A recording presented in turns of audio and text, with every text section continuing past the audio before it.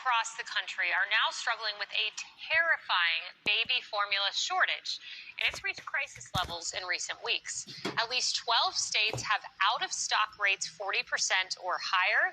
Major retailers, including CVS, Target, and Walgreens, are now limiting how much formula shoppers can buy. And now parents and politicians are slamming President Biden for failing to do anything about it. Parents have just been under so much stress the last 2+ years. And, now on top of everything else, we're having to worry about feeding our baby. And the Biden administration isn't talking about this at all. I was just talking to her about still having family back in Ukraine. God love you. I'm about to sign a bill that these folks are responsible, and, of course, the Vice President. I'm signing a bill that provides another important tool in our efforts to support the government of Ukraine and the Ukrainian people in their fight to defend their country and their democracy against Putin's brutal war. And it is brutal. I want to thank members of Congress here for getting this passed and everyone who supported the bill. And the bill demonstrates the support for Ukraine is pivotal at this moment. Every day, Ukrainians pay with their lives and they fight along with the atrocities that the Russians are engaging in are just beyond the pale.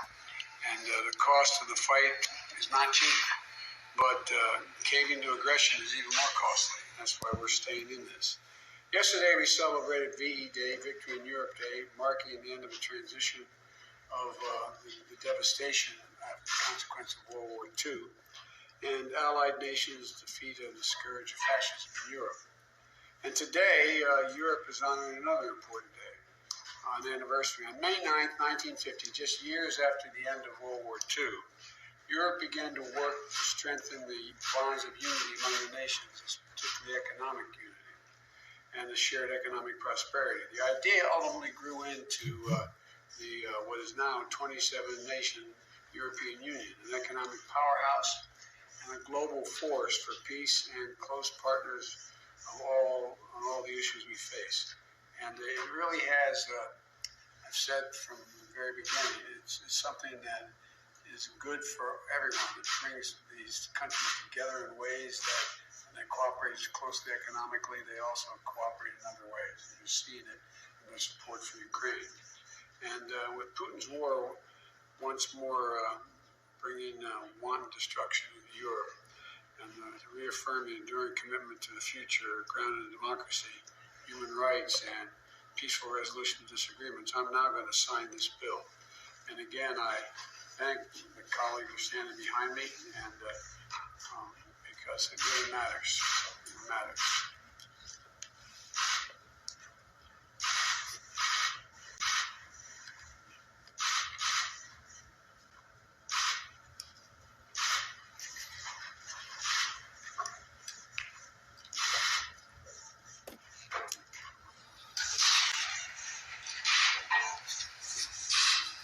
There you go.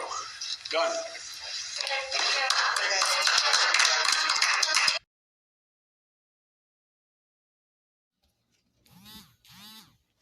Okay, brothers and sisters, I am trying to find out exactly how much. Okay. Now, back in 1972, when they did this same exact agreement with the USSR, was $48 million. Now, I heard something a couple days ago, which for some reason I can't find now, about how this bill that he just signed is giving Ukraine $40 billion. $40 billion. So, what is this, 60 some years ago? 50 some, almost 60 years ago, it was millions. Well, 50 years later, it's billions now. So that just gives you, because dude just gave you a history lesson. And that history lesson, literally, what I got out of him signing the bill, he didn't say anything about the bill. He just gave a history lesson. What I got out of it was we're picking up exactly where we left off back in World War II. Where we left off, we are now picking it back up. And $40 billion is what he's giving to Ukraine. They don't care about their own countrymen. Do you think Ukraine cares about their own country? Russia, we've got footage of Ukraine shooting on their own people, of Russians helping civilians escape from the Ukraine government. Same thing's happening in China. Look up in Canada right now. Look at the U.S. Do we see division or do we see unity? Because this guy's talking about they have unity, that they're trying to make unity and peace. All I see is war and death, and weapons, destruction. Biden literally just said we're picking up where we left off back in World War II. Literally just said that while he was signing the bill. Giving an address on this milestone being marked by the White House, 1 million American lives lost to COVID-19. With leaders from the private sector, civil society, and the philanthropic community to carry forward the vital work on fighting COVID-19 everywhere, not just at home, everywhere. Did that overlap? You know, when we met last in September, we were focused on critical and urgent challenges. And I'm incredibly proud of the work that we've done together over the last several months and the commitments that we have made to vaccinate the world. You know, for our part, the United States has provided more than $19 billion to help countries fight COVID-19 all around the world. We provided life-saving medicines, oxygen, tests, equipment, supplies, and partnered with countries to improve their capacity to manufacture vaccines as well. We've delivered more than 500 million vaccines to 115 different countries. And we're going to continue to work with COVAX to deliver another 500 million doses, all part of the pledge we made to donate 1 billion doses of vaccine to the most vulnerable in the world. You know, all this is completely free. No strings attached. But, you know, there's still so much left to do. This pandemic isn't over. Today, we mark a tragic milestone here in the United States. 1 million COVID deaths. 1 million COVID deaths.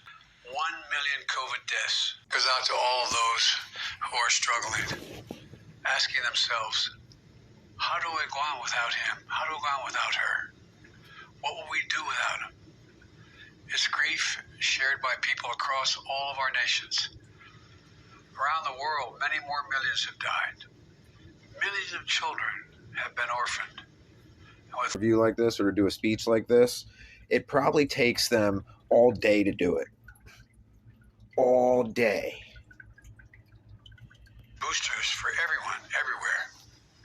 Expand access. He's reading a globally screen right to now. test and He can't do treatments. that right, just like you And saw we have signing to the bill. prevent complacency. This summit is an opportunity to renew our efforts, to keep our foot on the gas when it comes to getting this pandemic under control and preventing future health crises. Collectively, we're making significant new commitments to help keep up the fight against COVID-19 in 2022. This guy's a fucking Protect joke, the most bro. spike protein that is used in many COVID-19 vaccines with $450 million in seed funding. I particularly want to commend Indonesia and Italy for their leadership in helping make this fund a reality. And to start working to prevent the next variant and the next pandemic now. And that's going to require all of us to do more. I encourage every leader to ask yourself, what more can I do? How can we work more closely together to help more people? I'll tell you how. Send money to a bunch of countries so they can kill people. I got an idea. How do we save lives? Let's kill people. Let's get others to kill others. What do you mean? Well, it's easy. You just drop a couple guns on their laps. Remember, brothers and sisters, Ukraine is like New York. All right? When it comes to gun laws and shit like that, Ukraine is like New York. You might have a personal carry license and all that. You could be here from Florida. I promise you, you do not drive through New York with that weapon on your side. There's other states like that too. There is no guns, no bullets. And right now, after we already sent a bunch already, leaving a bunch in Afghanistan, yo's literally going around the world and putting weapons, murderous weapons, in the hands of every man, woman, and child. And then he says he's saving lives by spending another $20 billion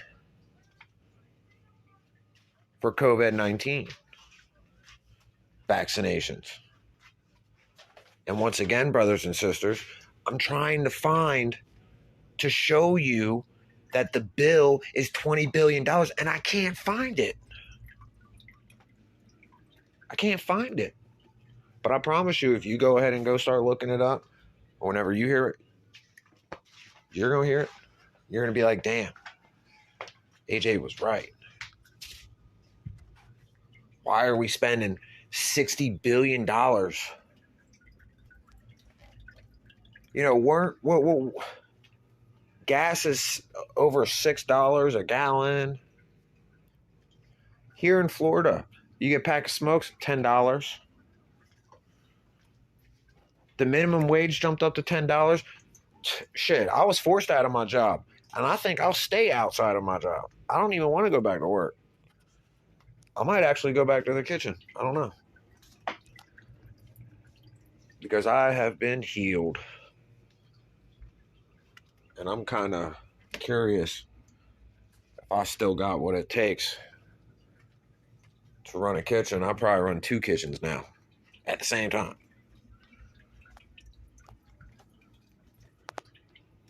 But all that's not the focus point. Not me. It's about the world and what's happening. What has happened is what everybody says, right? Everybody's saying, oh, well, we're just repeating. We're just doing the same thing. They're just copying, just repeating and repeating and repeating. We live in a simulation. It's just repeating. It's just repeating. Well, here, this is why. As I'm getting beamed right now, that was a loud one. You targeted individuals know what I'm talking about. That was a loud ring. Right as I walk past a certain window, too. You know the ring I'm talking about.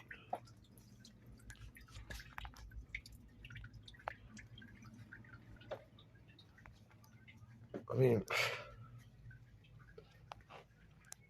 I don't know what to say. Everybody that I know, everybody that I've met, everybody that I talk to completely understands the complexity of deception, lies, and control. There's nobody around me that doesn't get that, except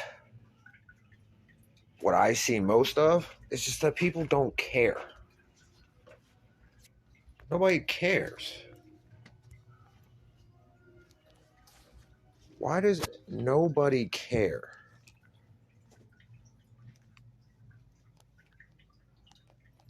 about what's going on in the world? Because this shit affects you. Here, Bill Gates, $1 billion a year plan to prevent the next pandemic.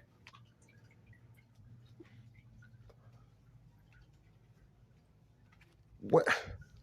Why is all of this money and wealth going to so much destruction? And it's not even destruction upon the land. It's destruction on the temple. It's destruction on the temple. It's destruction on the temple. What's the temple? It's your body. What's a church? It's a building that they used to use back in the day as a power source. Go worship the air if that's what you want. And you wondering why 7 plagues stole you. Running all over you. Can't walk. Teeth falling out your face.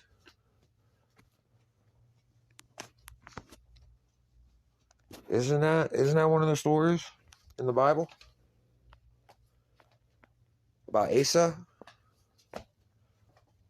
What happened to Asa? Asa was took the money, took the Lord's money. And it wasn't that he took the money. It wasn't that he took the riches. God wanted him to have those riches. It's what he did with those riches. What they did with those riches is that he conquered his enemies. Now there was famine. People were sick, dying all over the place, hungry. Instead of bringing all these places together by feeding and clothing and building societies and stuff for all of these people, making it, what did he do? He bought weapons. He got brass and steel and rods. And he conquered all of his enemies with death. Go look up. Let's see. We can go look up Asa right now. King Asa. You're going to see him hobbling along with these bars on his legs because he did that, God took his legs from him.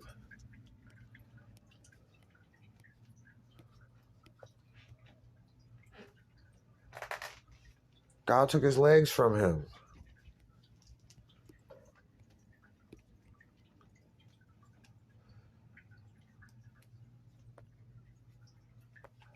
Literally took him down from the knees. I mean, he still had the legs. The limbs were still there, but he couldn't use them. He couldn't use them.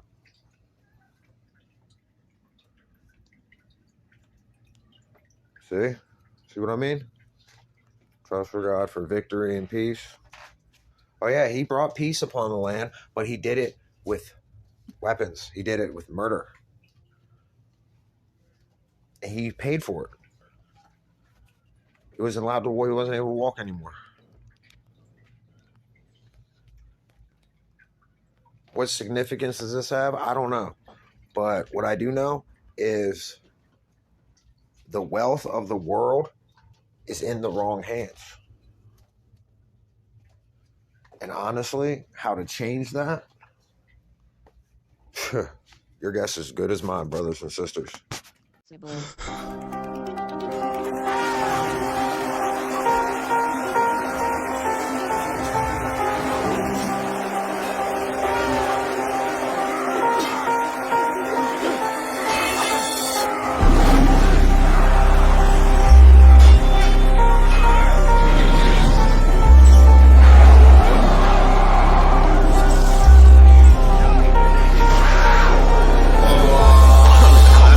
Clouds on sleep though. Had to rain down on sleep though. Fluoride water on sleep though. New world order on sleep though. Diabetes soda on sleep though. Clone and modified beef though.